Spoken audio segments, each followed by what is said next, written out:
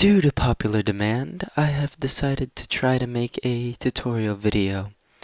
Hopefully you guys can hear me this time. But first I must give credit to the YouTube video that inspired me to work on these wireless Redstone devices. I'll leave a link to it in the video description. Basically, wireless Redstone works because of weird hitbox detection in Minecraft. So whenever Minecraft needs to do calculations with the hitbox of an object, it will force all similar objects in the world to have the same hitbox.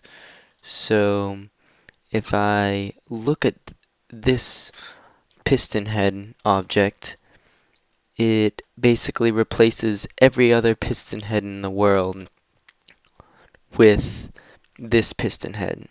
So the hitbox of this piston head is on the right, so every other piston head, the hitbox of every other piston head in the world will be on the right. To demonstrate this, I'll start up this very simple wireless Redstone receiver.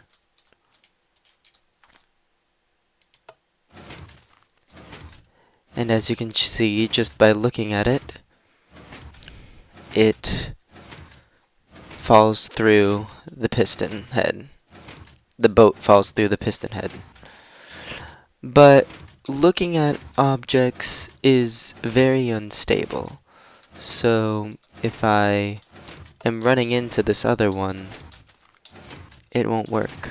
Or even if I'm just standing on top of this, it won't work.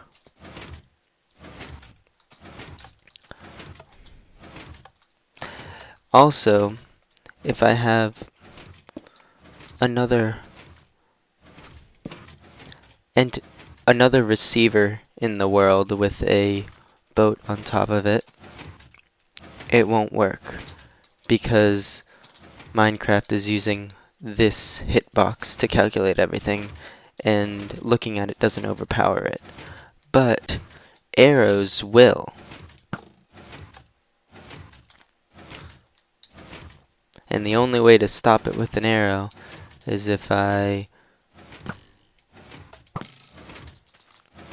put an arrow somewhere else.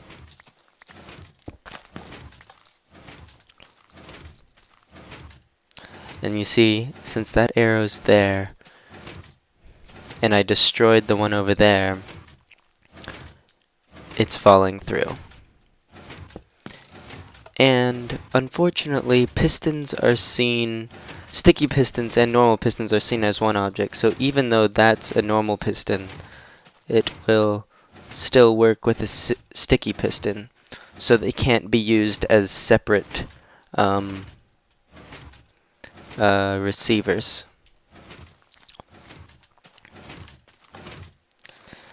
Now to show you all you can do with panes and iron bars.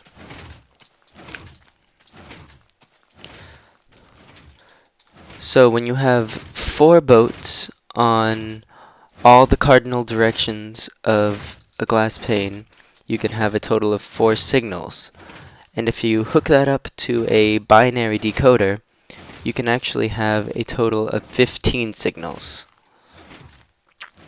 And they can be activated just by looking at them. There. This one is pointing down, so only the downward pointing boat will be active.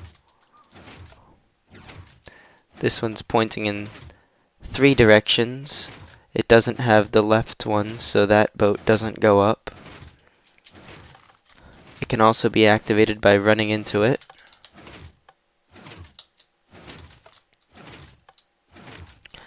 But running into it isn't very reliable because for some reason, even though it should be all 4 of them staying up, it only puts 2 up. So still the best way to do it is with an arrow.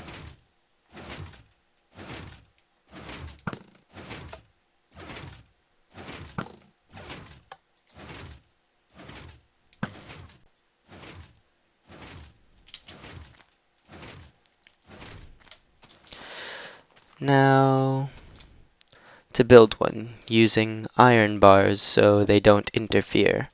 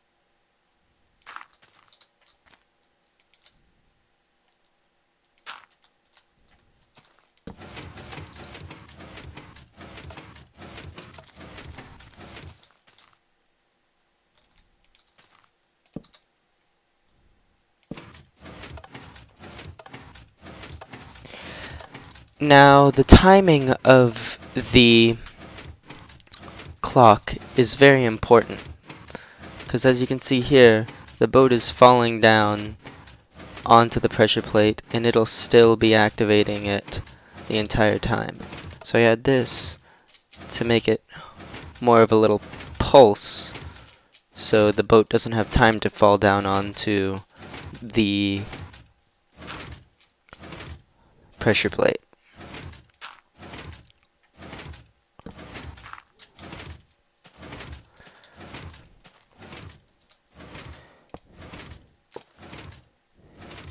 And now we can activate the wireless redstone.